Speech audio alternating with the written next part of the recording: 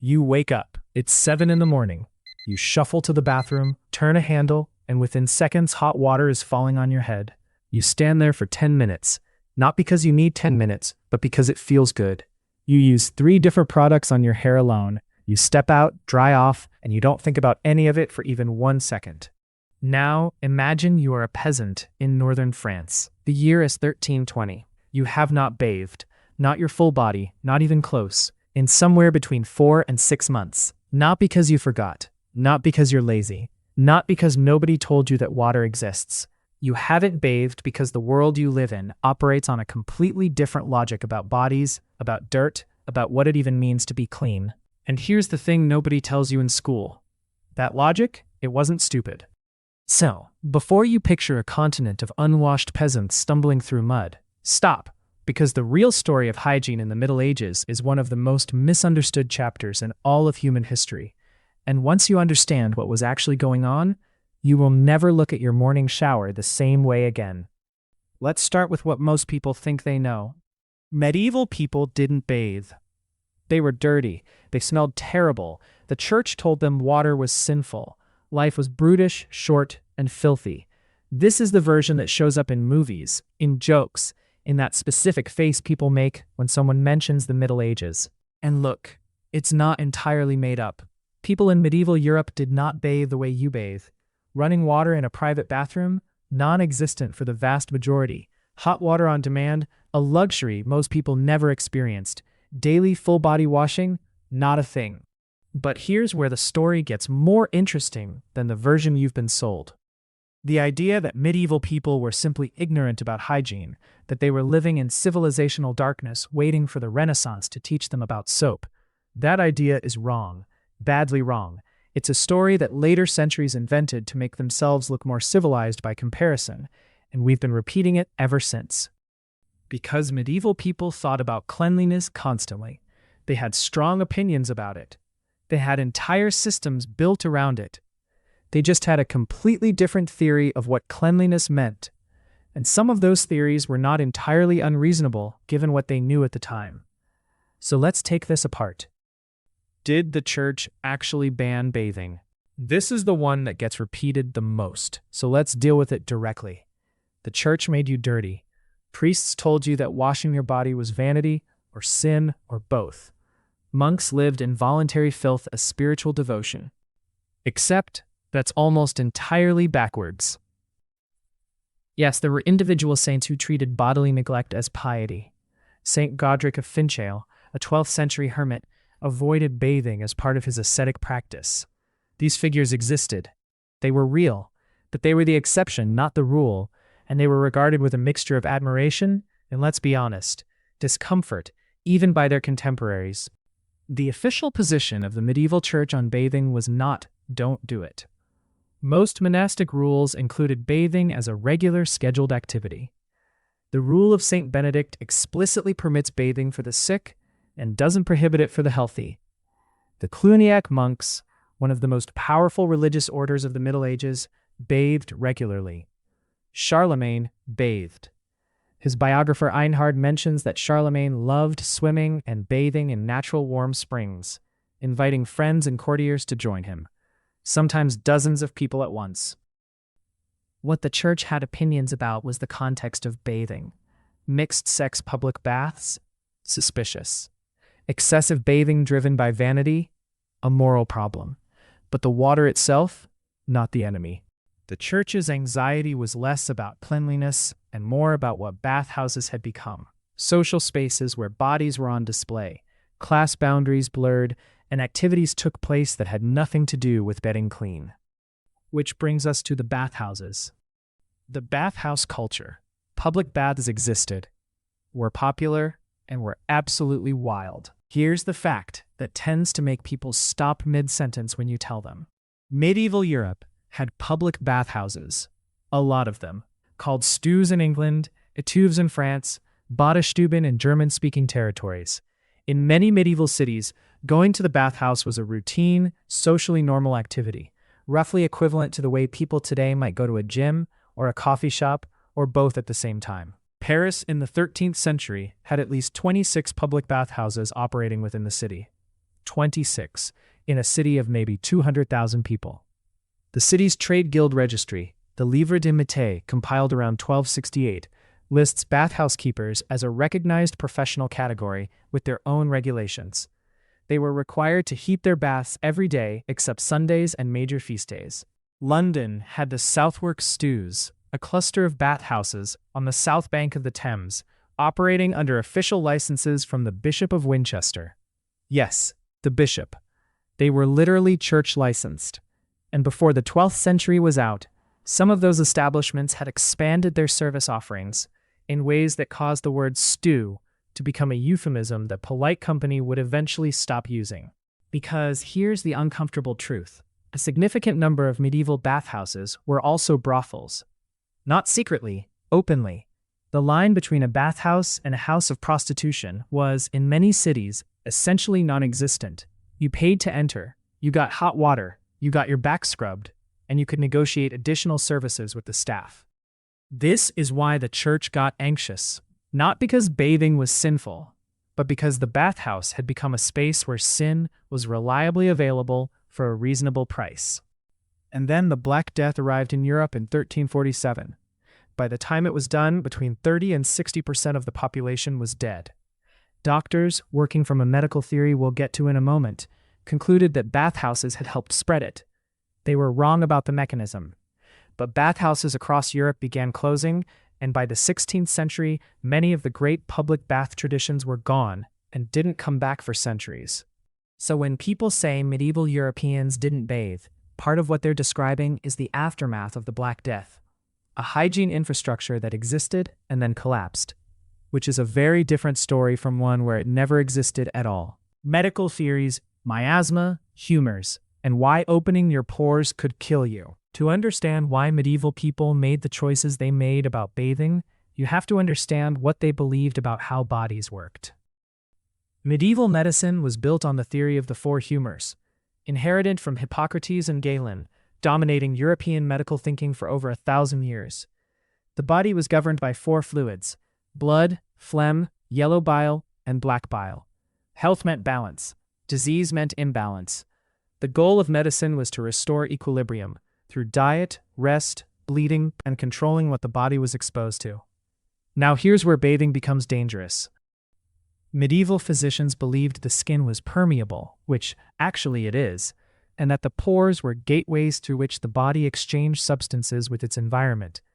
Hot water opened the pores wide, and in a world where disease was understood through the theory of miasma, bad air carrying particles of rot and corruption, open pores were an obvious problem. You go into a hot bath, your pores open, and the corrupt air of the bathhouse enters your body and makes you sick. This sounds like superstition, but think about what a medieval bathhouse actually was. A crowded, poorly ventilated space. Hot water from sources of questionable cleanliness. Sick and healthy people sharing the same bath. Disease genuinely did spread there. They couldn't see the bacteria. They couldn't understand germ theory. That was 3 centuries away from being proposed. But they could observe the correlation. People went to bathhouses. There's a letter from the Paris medical faculty, written in 1348 in direct response to the Black Death, that explicitly warns against hot baths and opening the pores. These were the most educated physicians in the most intellectually sophisticated city in Northern Europe, and they were telling people to stop bathing because they were convinced it was killing them. That's not ignorance. That's a theory that doesn't have the right information yet, which it turns out is how most science works at any given moment in history. Class and access, soap, hot water, and privacy were luxury items. Even if a medieval peasant wanted to take a bath, even with no religious objections, even ignoring their physician's warnings, the practical obstacles were enormous. Water had to be carried, by hand, from a well, a river, or a spring. Heating it required wood, which was not free and required time and labor. A single bath might require 15 to 20 gallons of water, all of it hauled and heated manually. A wooden bathtub was itself a significant piece of property. In medieval household inventories, tubs appear alongside beds and cooking equipment. Soap existed and was commercially active. Castile was producing olive oil soap by the 8th century, and by the 13th century, there were soap makers in Marseille, Genoa, and Venice. But soap cost money. For a wealthy household, routine. For a peasant household, operating at the margins of subsistence, soap competed with food. Bathing was substantially a class activity. The wealthy bathed more often, with hot water, servants, and scented oils. The peasant bathed when conditions permitted, at a local bathhouse, in a river in summer, or through the laborious process of heating water at home, which might mean once a week, if they were lucky, or once a month, or seasonally. And this pattern has nothing specifically medieval about it. Access to hot running water in private homes remained a luxury for most of the world well into the 20th century. The idea that daily showering is the normal human baseline is a product of the last 100 years of industrial infrastructure, and it still isn't universal. Smell versus cleanliness. Medieval hygiene looked very different, but it was not absent. Here is the piece that most people miss entirely. Medieval people did not equate cleanliness with water. They had a different system, and within that system they were genuinely trying to maintain what they understood as hygiene. The medieval approach centered on 3 things: linen, rubbing, and scent. Linen first. The shirt worn directly against the skin was the primary hygienic technology of the medieval world. It was made of linen, a material that absorbs sweat and oils efficiently, and it was changed regularly. In wealthier households, daily. In working households, every few days. The logic was simple. The linen absorbed what came off the body. Changing the linen removed it. You were not bathing your skin in water. You were transferring the impurity to the fabric and then washing the fabric. A different technology for the same goal. Rubbing was the second method, with dry cloths, with rough fabric, removing dead skin, oils, and surface dirt without requiring water. A daily practice for many people, particularly in the morning. And scent. Medieval people used aromatic herbs, flowers, perfumed oils, and scented water extensively. Not to mask a smell they had given up eliminating, but as part of a genuine hygiene practice. Lavender, rosemary, rosewater were understood, correctly in some cases, to have properties that counteracted illness and dirt. Floors were strewn with herbs, clothes were stored with lavender, rooms were fumigated. Would a medieval peasant doing all of these things still smell different to a modern nose? Yes, absolutely, but they were not doing nothing. They had a system. That system operated on different assumptions about what cleanliness was and where it lived in the body. And large parts of it actually worked, not by killing bacteria, which they didn't know existed, but by reducing skin oils, removing surface contaminants, and controlling odor through real chemical properties of the plants they used. The idea that medieval people simply didn't care about being clean is not history. It's a story we made up about them. And understanding why we made it up is honestly just as interesting as the history itself. Let's stop and really let this sink in. Everything we've covered points toward something most people never consider, something that completely inverts the story. Medieval people did not think they were dirty. They thought they were clean. Not they didn't care, not they had given up. They had a fully developed, internally coherent understanding of what it meant to have a clean body. And by that understanding, they were meeting the standard. The linen absorbed the impurity. The rubbing cleared the surface. The herbs neutralized the corruption in the air. The system was working. As far as a person living in 1320 was concerned, they were a clean person living in a clean body. We look back at medieval people, and we see the absence of something we have: daily hot showers, antibacterial soap, deodorant, and we interpret that absence as failure. As a civilizational gap they hadn't yet figured out how to close.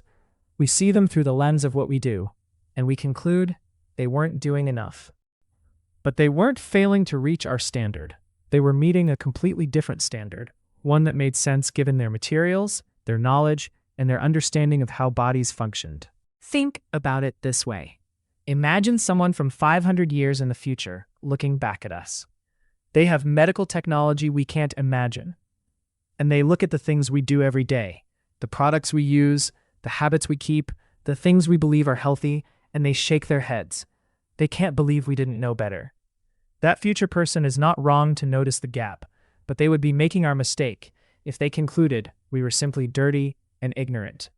The medieval person, changing their linen every 3 days, rubbing themselves down each morning, hanging lavender in their wardrobe, that was not a person who had given up on cleanliness. That was a person practicing cleanliness through a different technology, operating on a different theory. Clean is not a fixed point in nature. It is always a moving target defined by the knowledge and materials of its time. And the people who think they've hit the target, that's everyone, in every century, including us. Let's anchor all of this in specific, real, verifiable things, because the most powerful arguments aren't made in the abstract. They're made in the details. Start with Charlemagne. He ruled most of Western Europe from 768 to 814, and his biographer Einhard describes his personal habits in some detail. Charlemagne was an enthusiastic bather. He loved the thermal springs at Aachen so much that he built his palace complex directly adjacent to them. He invited his sons, his bodyguards, his courtiers, sometimes 100 men at a time, to bathe with him.